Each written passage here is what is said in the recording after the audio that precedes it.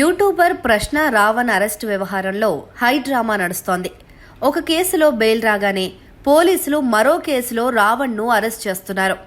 తాజా అప్డేట్ చూస్తే Kakinada special mobile కోర్టులో సుదీర్ఘ వాదనల తర్వాత రావణ్కు బెయిల్ మంజూరైంది.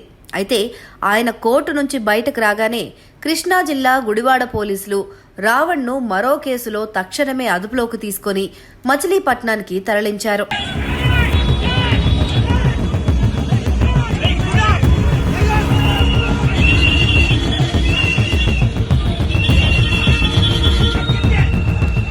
నిజానికి బుధవారం రాత్రి ఉప ముఖ్యమంత్రి పవన్ కళ్యాణ్ పైన అనుచిత వ్యాఖ్యల కేసులో రావణ్కు కోర్టు బెయిల్ ఇచ్చేసింది.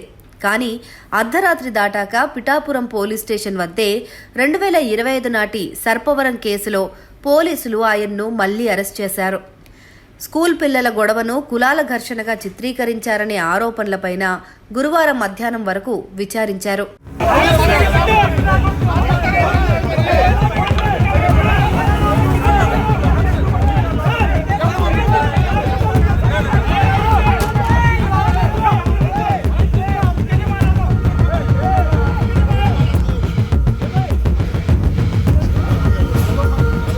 ఆ తర్వాత మెడికల్ టెస్టుల కోసం తీసుకెళ్తూ ఉండగా కాకినాడలో తీవ్ర ఉద్రిక్తత నెలకొంది.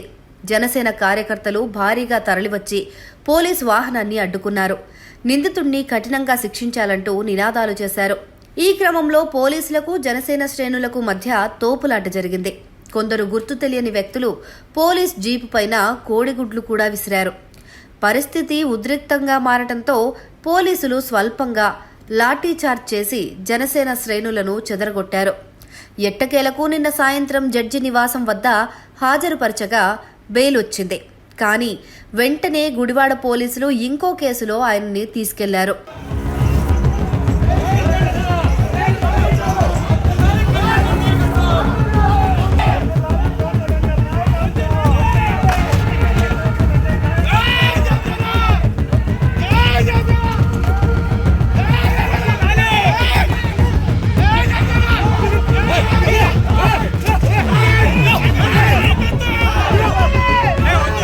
మరోవైపు రావణ్ పైన ఏలూరు, మచిలీపట్నంలో కొత్త కేసులు నమోదయ్యాయి. పవన్ కళ్యాణ్ను వ్యక్తిగతంగా దూషించారంటూ జనసేన నేత ఉడుముల బుజ్జి ఇచ్చిన ఫిర్యాదుతో ఇనగుదురు పోలీసులు కేసు నమోదు చేశారు. అయితే ఈ వరుస అరెస్టులపైన దళిత సంఘాలు, జై భీమ్రావ్ పార్టీ తీవ్రంగా మండిపడుతున్నాయి. కూటమి ప్రభుత్వం కక్ష సాధింపు చర్యలకు పాల్పడుతోందని ఆరోపిస్తున్నాయి.